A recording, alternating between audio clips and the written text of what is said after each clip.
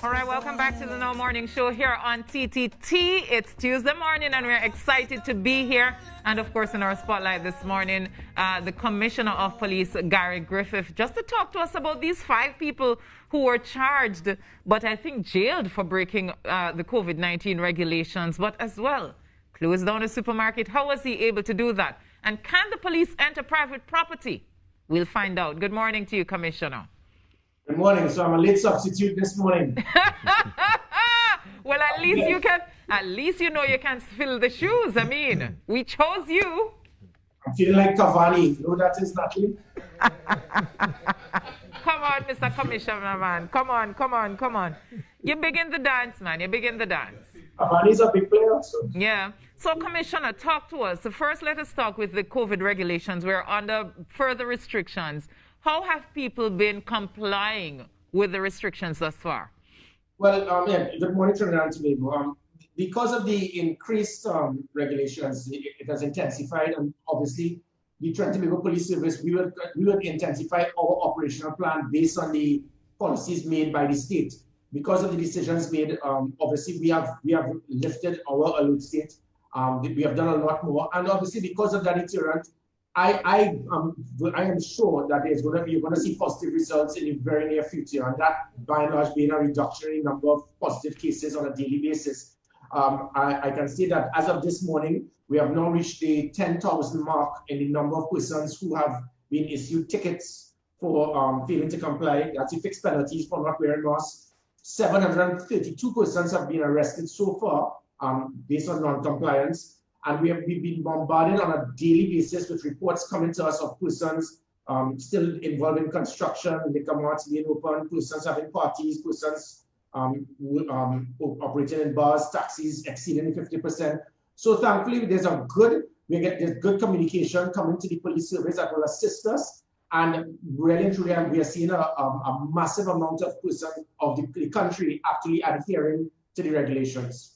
Well, I am happy to hear that, because even yesterday I got a call from a friend of mine in San Fernando saying that one of her neighbors was having a pool party. So it brings us back to that question of whether or not police officers can enter into people's private residence to enforce the COVID-19 regulations. Talk to us about that, Commissioner. That is one thing I'm very disappointed about. You know, sometimes we try to be very technical. I made this comment sometime last year when I said the police, we have authority to see what can be done if people try to abuse the rights that they have, their constitutional rights. I gave the assurance then, and I state now, the Trinidad and Tobago Police Service, we will not abuse our authority. The Prime Minister did not say that the police would do this. However, I think people are mixing up. There's something with Section 23. If we recall, sometime early last year, when the police, we went into 7 homes in San Fernando without a warrant, and people said, they wanted to sue the police service, but we had authority then through Section 23. I think that's under the Domestic Violence Act. Even if we see there's a life and death situation, the police can actually enter premises without a warrant. That is when we were dealing with a tip-off on a person who was kidnapped. That is not the case here. We are speaking about Section 133. Section 133 gives authority for persons, for the state to enter private property, but on specific circumstances. It is not that the police are just going to kick down your door even if we see that there are 10 persons there. We would go with public health officials. At times, we would acquire a warrant. And there would be times where persons can give us that opportunity without even that. For example, if it is that you have a party, you have bring a bottle, a cover charge, you have a pay bar, you have now lost that opportunity and right to refer to your premises as private property. So those things we can do. What we cannot do is the police stupidity. So if it is that you have private property, we ask again, persons, there's a degree of responsibility that is being asked by the state. What we can do if it is that persons decide to say, well, this is my house, and I can invite who I want. There are things we can do. We can have roadblocks, we can have DUI checks, we are working with the EMA for noise reduction. So there are things that we can do. It shouldn't reach that. So what I am disappointed is that we have certain attorneys fighting to try to tell people, you have the right to be stupid. You have the right to be irresponsible. Do not study what the Prime Minister and the Commissioner said. Do the wrong thing. That is not what this is about. It is about persons being responsible, being mature, and doing what is right. If that happens, there's no need for us to intervene. Right. I am happy that you clarified the Section 133, because I remember last year with Bayside Towers, your position was that, you know, the police can't just, you know, how the police treats with that is different from how it would treat with other things because that was private property. So what changed? Nothing. The fact is that in Bayside Towers, when we arrived, there were about 5 persons there. 4 of them lived in Bayside Towers. They were by a swimming pool, so there was no law being broken. If however, we had 50-odd persons and there was a massive party and persons were not they did not live on the premises, that would have been something totally different. So it is a case-by-case basis. You can't just look at one incident and state, well, because of that, it means that I can do what I want on private property. And that's what the Prime Minister is alluding to. Through Section 133, through the public health regulations, we are not saying that the police can barge in at any time, any place and do it. We are not going to do it. I give the assurance again, the police will not abuse our authority. We will not breach constitutional rights of citizens. But based on public health regulations, based on Section 133, there are certain things we can and we will do if it is that you feel that you have a right to be irresponsible.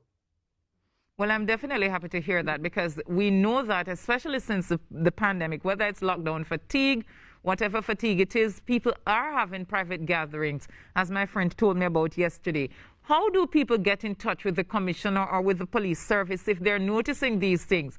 Where do we call? How do we report these instances of breach? Well, you got 999. If it is that you do not want you just want to be anonymous, again, you WhatsApp 482 Gary. And that's where we're getting a number of calls. I mean, as I said, every day we get reports, we immediately go to the scene. On most occasions, it would be someone who's just a neighbor who's just making a lot of loud noise through their music boxes or whatever, and the police will turn up and nothing is there. But again, I ask the public, if you see something, say something. This is the time for you to play your part, where it is that you can come forward and bring information to the police, and we will investigate. There have also been a number of cases where reports have come anonymous through 482 Gary or through you call 999 and you call your nearest police station. And we have discovered situations, as I mentioned, people still involved in construction, liquor marts being open, excess of 50% in taxis, parties going on, bars being open through the side door. So there are things. But again, sometimes people believe that they have full knowledge of the law. I'll just give you a quick example here, Natalie. Prepackaged goods. There was a situation in a supermarket in Maritime Plaza where the police were forced to shut them down, and people objected. The fact is, you can't, such as Massey super pharmacies, they have prepackaged meals. That is allowed. What is not allowed, you cannot go to a supermarket, make an order, and then from you getting that order, it will now be prepared, cooked, and then delivered to you. You have now turned your supermarket into a restaurant. That is not allowed. There's another place in LZ Plaza. We are bombarded by reports. Why is this place still open? Because there's a restaurant above, but the restaurant is closed, but they are registered grocery. And the grocery below, they're selling prepackaged meals. So it's a grab and go. It is not that you can make an order and it is being cooked in a kitchen. So we are here to clarify certain situations. We are here to ensure there's a level playing field. But again, sometimes people, because of misinformation and not understanding the law, they believe that there's some degree of bias. There is not. But Commissioner, I understand why people would have some kind of discrepancy with that, because even with a grab and go, is that there has to be a restaurant up and running to prepare that, or a catering service. You know, so whether you order it and you go and pick it up and it's prepared for you to go and pick it up, or if you go in the restaurant upstairs and you prepare it and you put it downstairs and you go and purchase it, I think both of them seems like grab and go to people. Yeah, and that's because they see a restaurant sign and they believe that that the restaurant is still open. We have gone there several times. I went myself. I've been to a number of different places, giving guidance, making sure persons adhere to the regulations, and that actually brings us to the point of what the police again can and cannot do. Again, through that whole Section 133, Natalie, when I stated since last year, supermarkets, banks, groceries, if it is that you do not ensure that you control your customers. Remember, I had a little conflict with the bar association when they said that it is not their fault, so I should not close them down. Nobody is blaming you. Nobody is saying it is your fault. But if you cannot control the customers that are coming in to your establishment, we would shut you down if it is believed that there's going to be a situation that can cause the virus to spread. So when we had the incident at a supermarket recently, I went to a number of supermarkets. I advised them, take tape, put the tape on the ground, on the pavement, get tents, have your employees guide customers. It didn't work. They did not listen to me. The persons were packed. I shut you down. And we are going to continue doing that. So there's a degree of responsibility that the supermarkets, the markets, the groceries, the banks, they have. And if they do not do it, again, through Section 133, we would shut them down. Now, I know that these are public places, but are the police accompanied by public health officers when they're doing these checks? No, unfortunately, not all the time. Not everyone works 24/7 as like a police officer. So at times we would not have that. However, as we go back to what the Prime Minister mentioned, if it is that we see that there's a situation in private property where persons would be possibly breaching regulations, we would be accompanied by public health officials. Sometimes we would get a warrant. Or what we would do is, if it is we get the reports, we would knock on your door, and on every occasion we have not seen someone who has been obnoxious to take the advice of certain attorneys who will tell them, do not allow the police into your premises. Has this happened already, Commissioner? Has this happened where the police has gone with public health officers to private properties? I don't have the information, but we are liaising with the Ministry of Health. I'm liaising with the Minister of Health to have that done if required. So there would have been incidents where we would have done this, but the vast majority would have been police going in, speaking to the individuals, letting them know, and the persons almost every single time they would apologize and they would rectify what is being done. So it means that there's maturity we are seeing by the public, listening to what the police is saying. The police will be operating in a very professional manner by asking for permission for the person to enter the premises, and no one is listening to the high-handed, obnoxious comments being made by certain attorneys, giving the impression that police must not do it to cause police officers to second-guess or have citizens feel that their rights are so great that it can affect the rights of others, and telling the police, you must not enter my premise, my home. No, so Commissioner, the public and the police, it is working well. As far as we know, the public health regulations, there are fixed penalties attached to them. How were people arrested? What's different about these people who were arrested? Well, they are if you have the breach of the regulations, for example, if it is assembly of more than 5, so that's something different to you getting a ticket. So as I said, the tickets, the fixed penalty that is for not wearing a mask. So that as now said, as of this morning, we just crossed 10,000. 4,000 in Eastern Division alone. So what we do is a comprehensive breakdown. We get every day of the number of tickets being issued, the number of persons arrested, and that is given to the Ministry of Health and to the state so that they can actually see what is going wrong.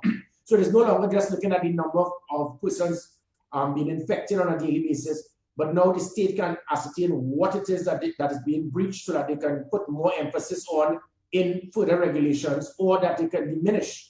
And so, in other words, the more persons adhere to the regulations, the faster these regulations can actually be diminished to some extent. Another quick point, Natalie, going back to what you just spoke about, communication. There's a big problem that we have right now. It seems, and we are doing investigations with the SSA, there seems to be an orchestrated attempt to cause misinformation to the public. You have seen this video with a blue vessel landing and persons jumping on a beach. And people claimed it was Miaro, it was Las Cuevas, it was Maracas, but it was also different places. That was in Puerto Rico. Then we started hearing comments being made, and you always hear it with the person saying, hi guys. So they stated that they know the Prime Minister was going to call a state of emergency, so you must panic buy. Now we're getting other reports about death threats and persons planning to they need enough belly to assemble and riot against the state. This seems to be an orchestrated attempt. And what I'm asking the public to do is to ignore these comments. 1.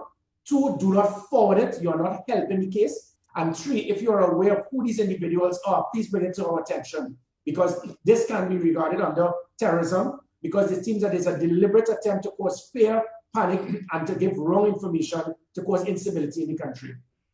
Right, I hear you. I've seen some of those videos myself. I think people will always be people. They like a nice little bacchanal, as we say. But, Commissioner, I'm going back to the question about 10,000 tickets issued and 732 people arrested. I'm asking, what's the difference between those who were ticketed and those who were arrested? Because as far as we know, there are fixed penalty tickets attached to breaches of the COVID regulations. Yeah, that's just not wearing a mask. That's what they get a fixed penalty for, not wearing a mask, 10,000. If it is that you have the opportunity to pay for it as yet, that's not my business. As it pertains to those persons being arrested, I said we are now at over 731, but that's on breach of COVID regulations. So there's a difference.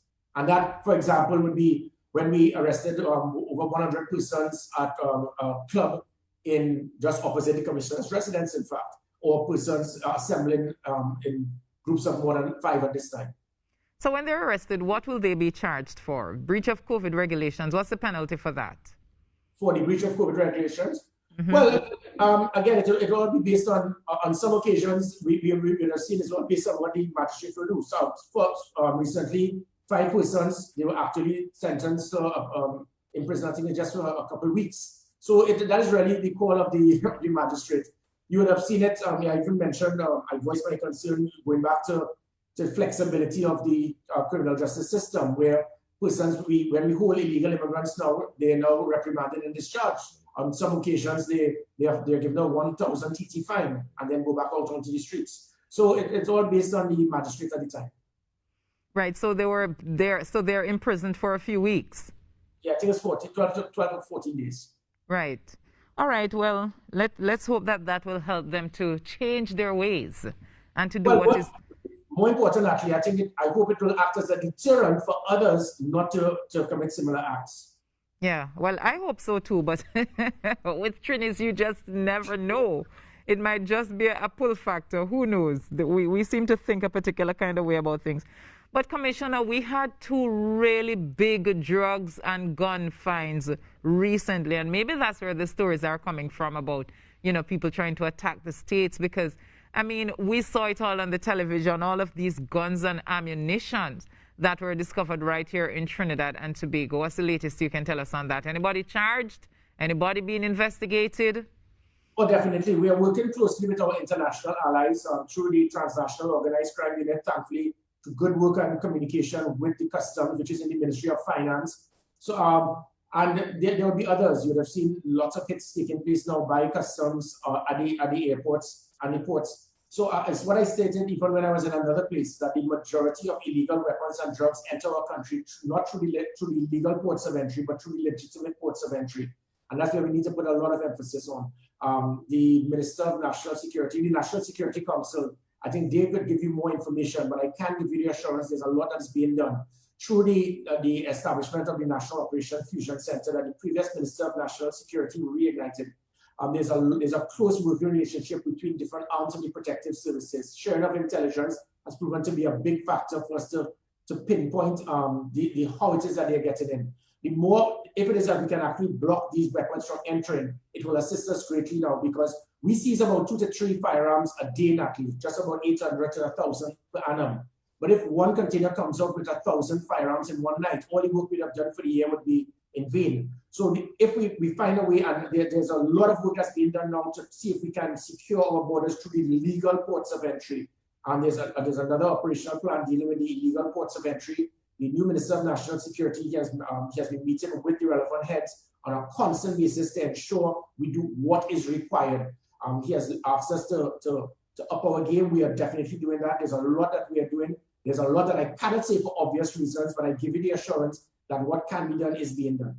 Now, I know that we always talk about these porous borders, and that is something we need to look at. And I know that the police service has launched, what is it? It's not a group, a division, a marine, is it?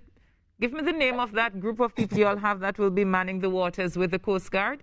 Sure. It was 25 years ago, the police service, we had this. For some reason, it was shut down. The police service is not just for policing on land. We are here to act as the main law enforcement agency throughout the country. So I reignited the police coastal patrol and riverine unit. And that will include having vessels that can actually go into the swamps, into the low-lying waters, in the rivers, going all the way into Chaguanas, and actually providing a deterrent and complement the Coast Guard, where we will be patrolling the shore, from the shoreline to 2 miles out. The Coast Guard will deal from 2 miles to about 10 miles, and then you have the third tier which is the exclusive economic zone. We're now to 200 miles, and all of that is Coast Guard. So we are working with the Coast Guard in that type of a lockdown to deal with our border protection from the illegal ports of entry. We're looking at drones as well to come in to work alongside the radar, a lockdown. But all of this could only be of value for this. We have the main asset, which is the public. There's no way that vessels could be entering and landing, whether it's the Caracas, Cedros, Erin, wherever, and no one knows. We love to take cameras and take photos with our phone. Your phone just can coincidentally die as soon as you're about to take somebody lands. You know something. Take a photo of the vessel. Take a photo of the police vehicles that may be escorting it. The more information we get, we will deal with it. But persons who try to criticize the state, the Coast Guard, the police service, we can always look at a big US. From Cuba, it is over 100 miles from the nearest point of Cuba to Miami. And we have hundreds of thousands that have been able to breach the borders in Florida. And this is just 11 nautical miles. So imagine that. But Commissioner, do stay right there. We're going to take a short break and we'll be back with you. Welcome back to the No Morning Show here on TTT. I am Natalie Legore. And of course, we're speaking with the Commissioner of Police about whether or not the police really has the authority to enter private property. And he says, yes, they can. They're not going to be abusing their authority, but under Section 133 of the Public Health Ordinance, they can do so. Welcome back to the program, Commissioner. Thank you. And thank you so much for joining us this morning. So if you want to have questions to the Commissioner, the number is 622-4010. That's a 622-4010. The Commissioner is here making himself available to you if you want to ask him a question or two. So we learned from the Commissioner that, you know, the Coastal Patrol Unit is there to complement the Coast Guard, and they deal with the more, what is the terminology, Commissioner? The place is closer to the beach? Yeah, Tier 1, from the shoreline to 2 miles out. To 2 miles out? Yes. So it's up and running as of now? Correct. We'll have the official launch simultaneous with when we open the Carolina Police Station, because that's where we will be based. But in the meantime, we put a lot of emphasis on the Southwestern Peninsula, because that is obviously where the main concern is for illegal entry into our waters. Now, Commissioner, one of the sore points for me is the body cams, because, you know, we've been talking about it for a good, probably at least a year and a half now, you know, talking about having these body cams so that, you know, when we have these interactions with police, that we actually have an accurate account of what happened. Where are we with them? Yeah, Natalie, you're speaking to the converted. In fact, never before the police ever had body cams what we have now. I give the assurance to the public, my intention as soon as funds become made available, and I have spoken to the Minister of Finance because it was there for the budget allocation, and we should be getting it shortly.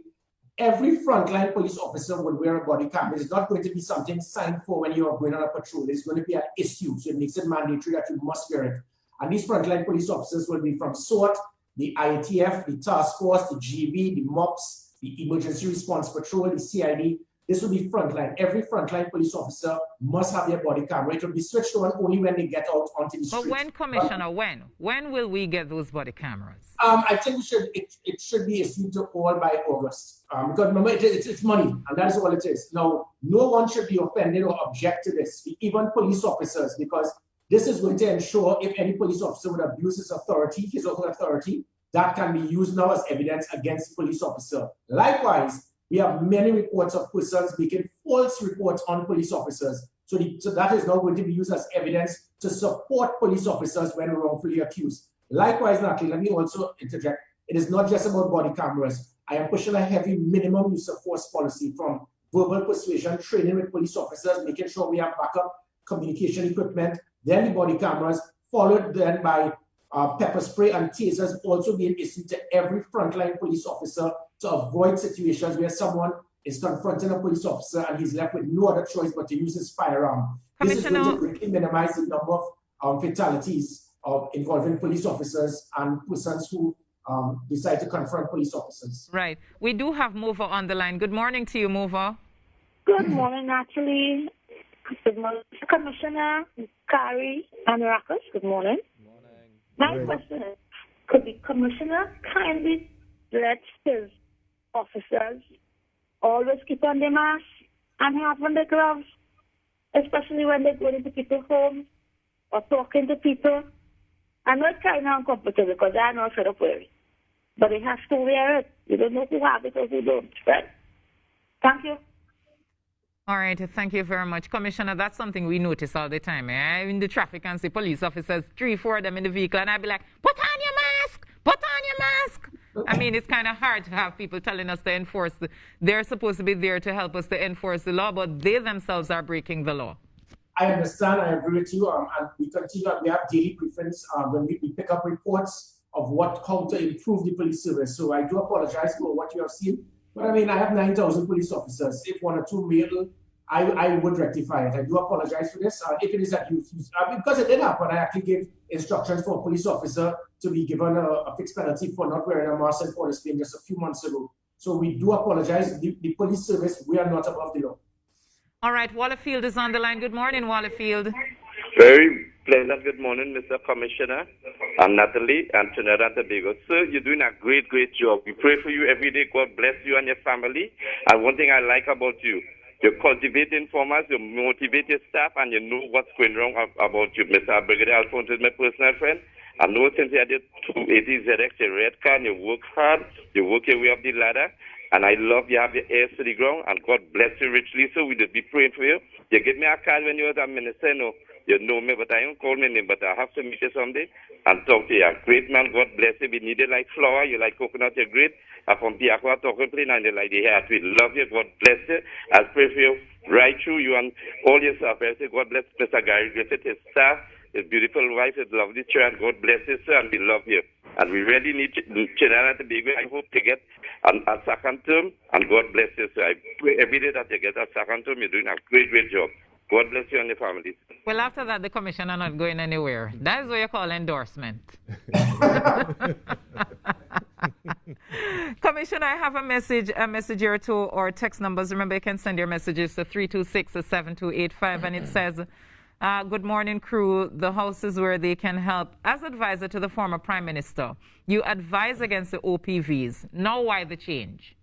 Sure. Okay, I have the document that I can send to you to clarify that. I never did that. I have the document confirming as the National Security Advisor that we keep 1 OPV at that time instead of 3. So let's use to acquire 1 because there's something called the exclusive economic zone that you just mentioned. That is tier 3. You need an OPV for that. That is to secure our assets from 10 miles to 200 miles out. My recommendation as a National Security Advisor was to have 1 because of course, benefit analysis, we did not have the manpower strength to have 3 at that time. We did not have the resources for docking and so forth of 3 vessels. So what I recommend is that we go with 1. And remember, what we look at the United States about the National Security Advisor, he has authority. My job there was just to advise. I gave advice, and the advice was never to shut down all 3. It was to have 1 in the first instance and then move forward. So that I hope, and I've been saying this for the last 10 years. I will keep coming up again probably next month. Well, I got the message, so I read it for you.